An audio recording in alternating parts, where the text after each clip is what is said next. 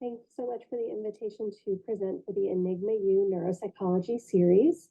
I'll be presenting today on adaptive function. My name is Kristen Hoskinson. I am a licensed pediatric neuropsychologist and researcher at the Abigail Wexner Research Institute at Nationwide Children's Hospital in Columbus, Ohio, USA. This recording was completed on January 8th, 2024. I have no conflicts of interest for this presentation.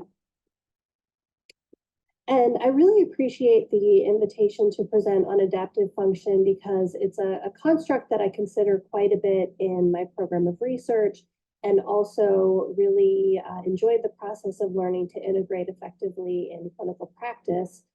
I'll start today's presentation by talking about the definition of adaptive function, both in terms of its neurological substrates or lack thereof, and also as a diagnostic concept that we integrate into case conceptualization via the DSM-5. I'll then spend some time talking about how we measure adaptive function when we're working with families, and then talk about how we view adaptive function through the lens of clinical practice across the age range. So starting first with defining adaptive function, you'll see this referred to in different ways throughout the literature, in clinical rotations, also sometimes referred to as adaptive behavior, daily living skills, activities of daily living, or abbreviated as ADLs. And this really refers to a broader collection of hard and soft skills that people learn across the lifespan that allow them to kind of navigate and grapple with the demands of everyday life.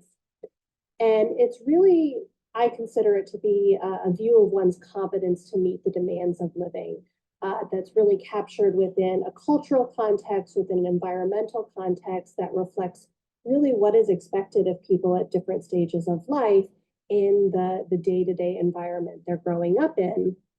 And importantly, we'll touch on this throughout today's brief presentation, these are skills that are very much non-static. So they change as the demands of the broader environment change. So an example of this, I personally have a 6-year-old boy who this past fall began kindergarten.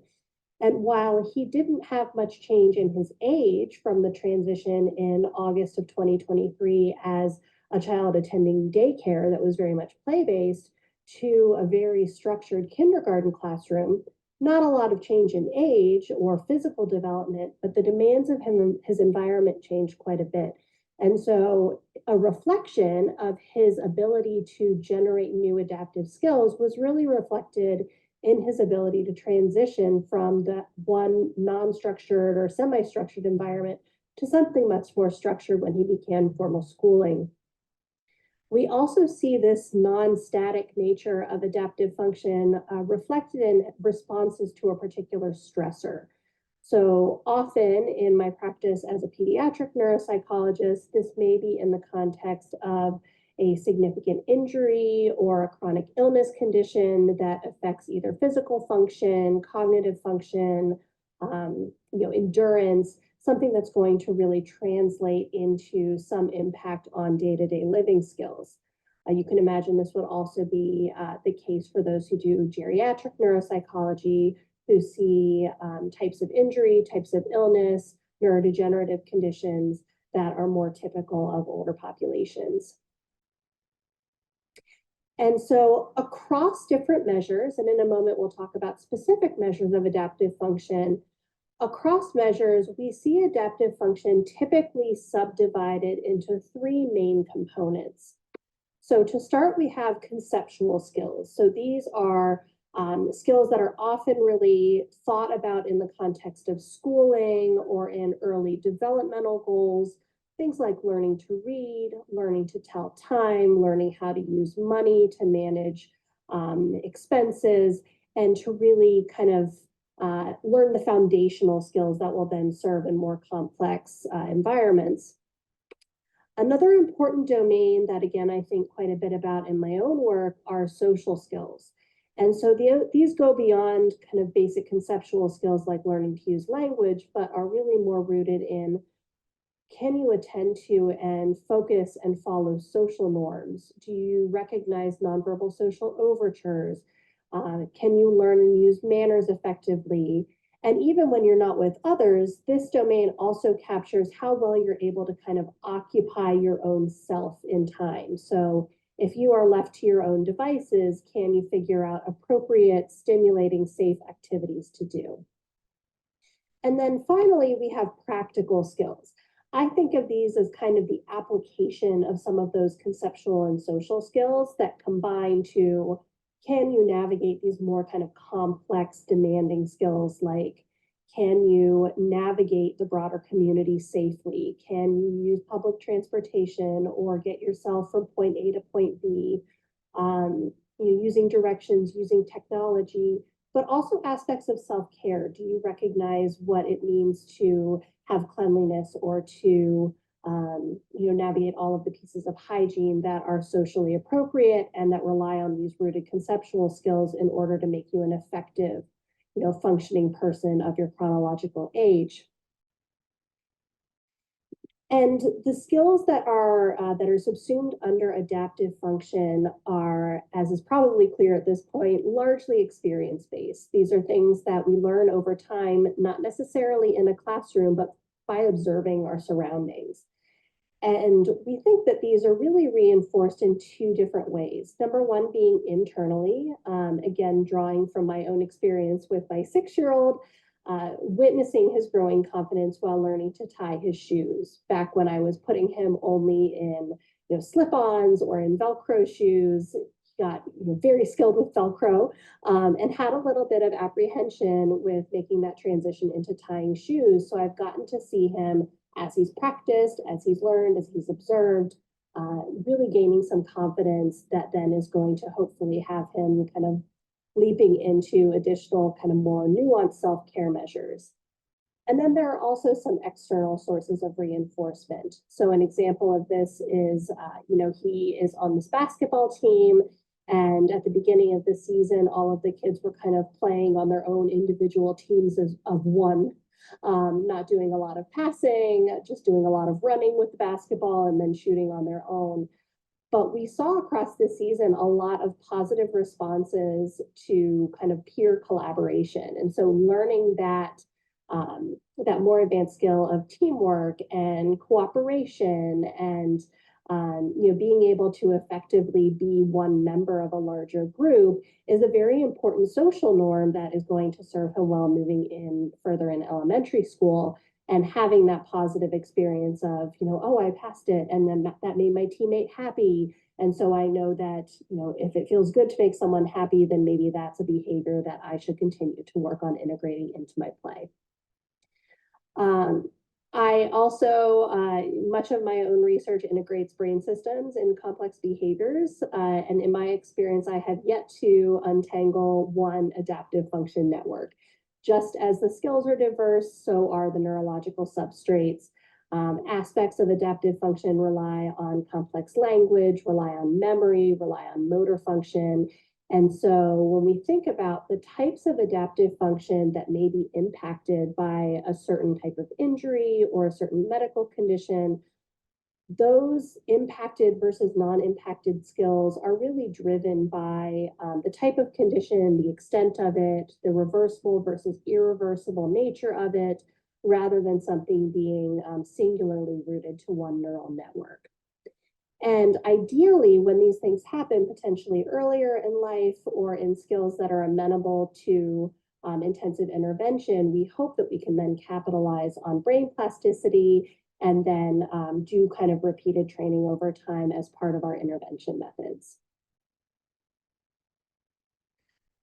As I alluded to earlier, adaptive function is also very important to think of diagnostically. And sometimes that's very concrete. So in the most recent edition of the DSM-5, it is actually a key feature for a diagnosis of intellectual developmental disorder, which was previously called cognitive impairment or intellectual disability. And that requires identified quantitative deficits in adaptive function in one or more domains in order for that diagnosis to be appropriate, in addition to some impairment in cognitive function. And for other neurodevelopmental disorders, so something like an autism spectrum disorder or another kind of neurodevelopmental condition, selective deficits aren't required, but are often present.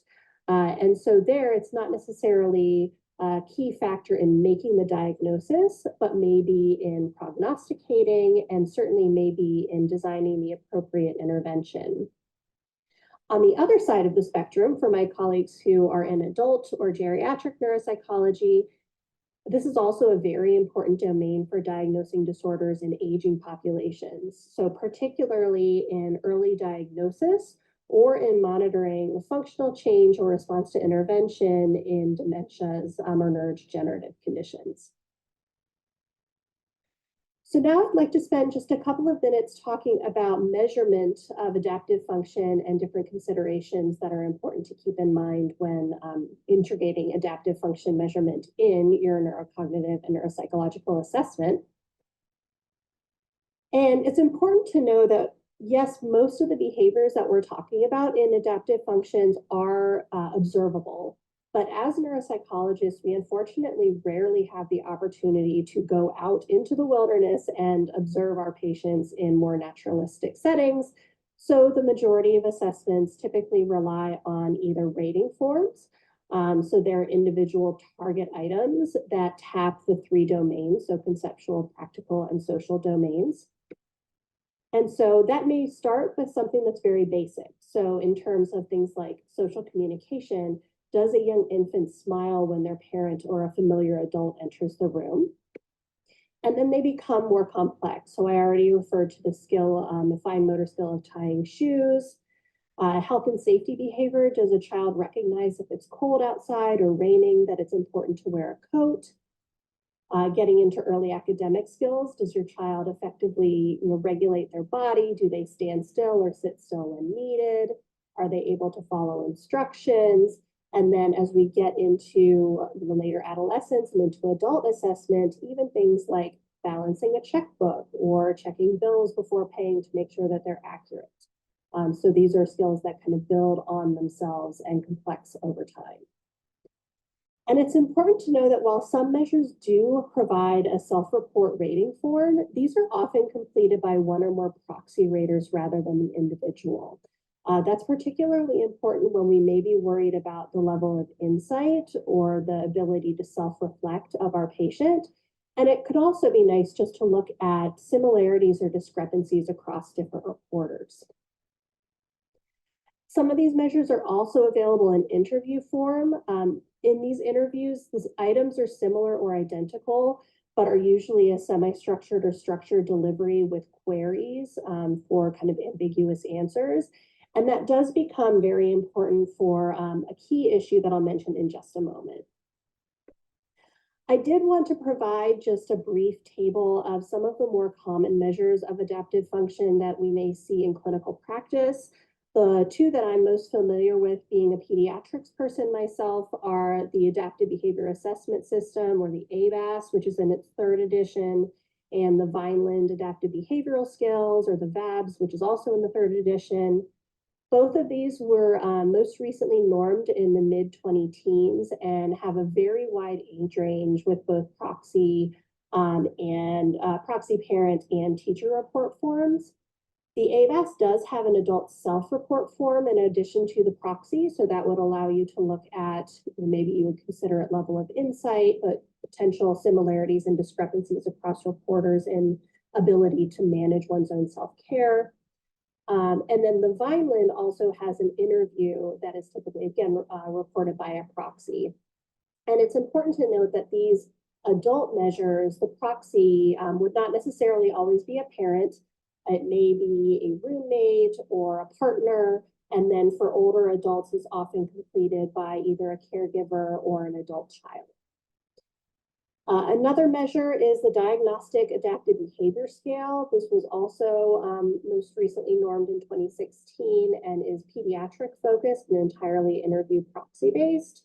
And then finally, the SIB-R, the Scales of Independent Behavior Revised, was most recently normed in 1996. Again, has a wide age range and is generally done by interview, can be done by checklist, but in my somewhat limited experience with that measure, the interview form tends to be the more effective way to administer. So as I alluded to a couple of moments ago, one key factor to think about, and one of the reasons why interview-based measures can be, although usually taking a bit longer, potentially yield more reliable results, is that these assessment measures are, I think, uniquely vulnerable to changing cultural and environmental norms. And the easiest way I usually illustrate this with my patients, with families, with parents, is just by talking about the concept of phone booths. So when I did my clinical training, the version of the ABAS was the ABAS 2. And I recall having numerous conversations with parents about one of the items on their community living section that was focused on, can your child locate and appropriately use a phone booth? This was in 2010, 2011, 2012. Certainly for those of us who had a portion of adolescence and or adulthood in the post-cell phone era, we are familiar with locating and using payphones. But when you think about it, there are a number of adaptive skills that go into knowing how to use one. So you need to know that you need change, or you need to have and know how to use a calling card. Often these phone booths would have a little shelf either above or below that would have the white pages or the yellow pages. You would have to know what those are, how to use one to look up a phone number, or you would need to be practiced in kind of managing in your own long-term and working memory, what are the phone numbers of key contacts that you may need to reach when outside of the home. So a whole host of skills go into this one question: can your child appropriately locate and use a payphone? But when these measures aren't, normed only every decade at the earliest, we also have to think about how the changing social and cultural landscape impacts the response to that item. It's entirely possible that if I were to show this picture to my child or my nieces and nephew, they would not be able to tell me how to appropriately use this device, but they know that there's a contact list in a cell phone, and if I need to know how to contact this person, this is where I find it, this is how I look it up. So we have to think about how those skills may translate in between norming, and that's where the interview process can really elicit some of that more nuanced information.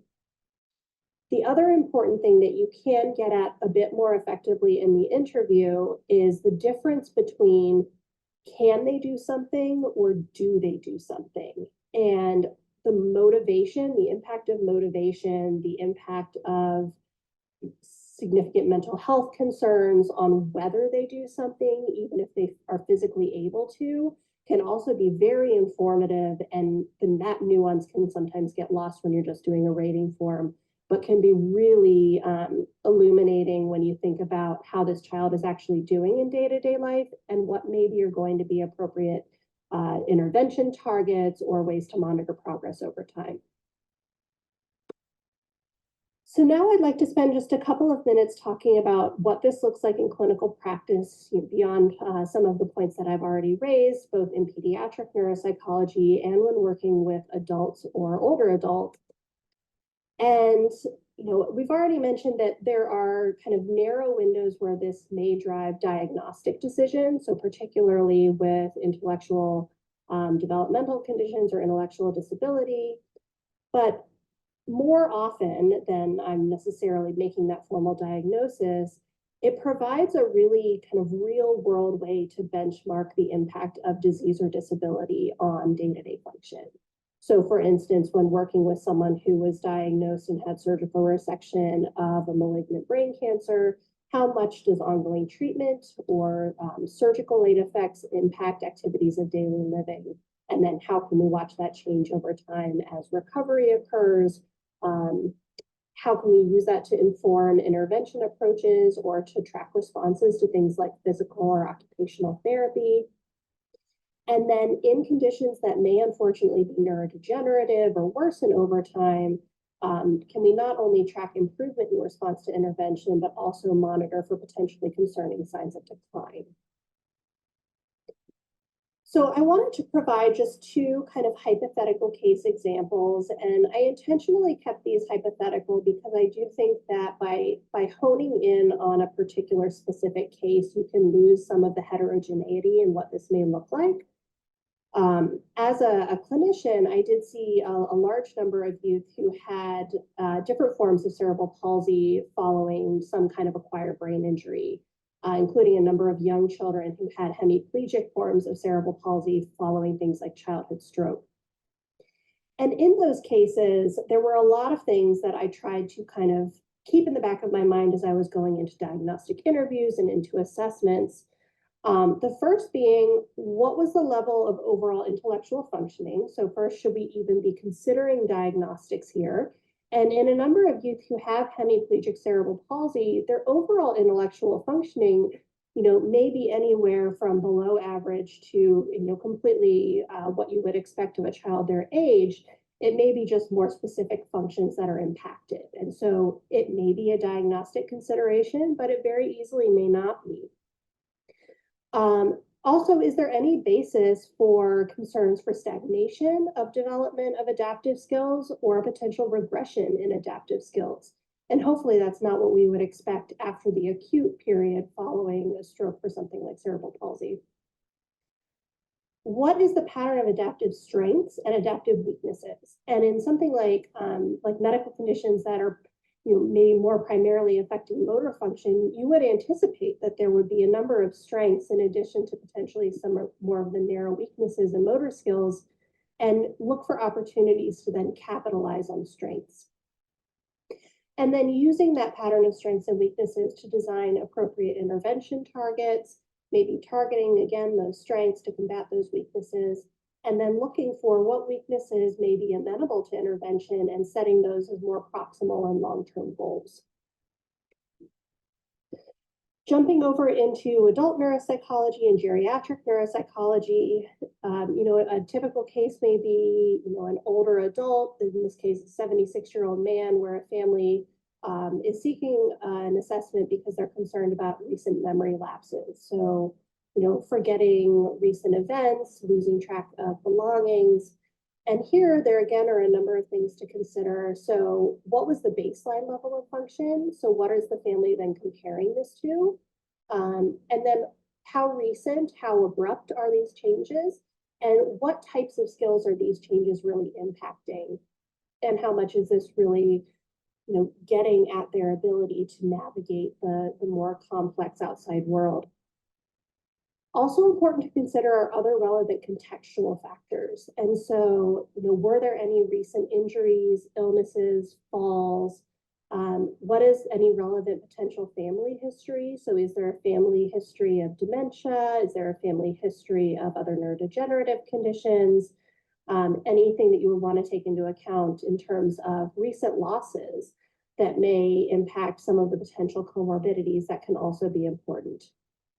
This is something that also comes into play with the pediatric cases, but there are a number of comorbidities, so things like ADHD and attention problems, and mood disorders, so things like major depressive disorder, that may impact motivation or attention, that can bleed into your adaptive functions in ways that you want to more wholly conceptualize for the whole person. So in end, hopefully I provided at least a cursory overview of adaptive function and how it plays into case conceptualization, assessment, and clinical care. Again, I appreciate the invitation to present in this important series and will be happy to respond to any questions by email. Thank you.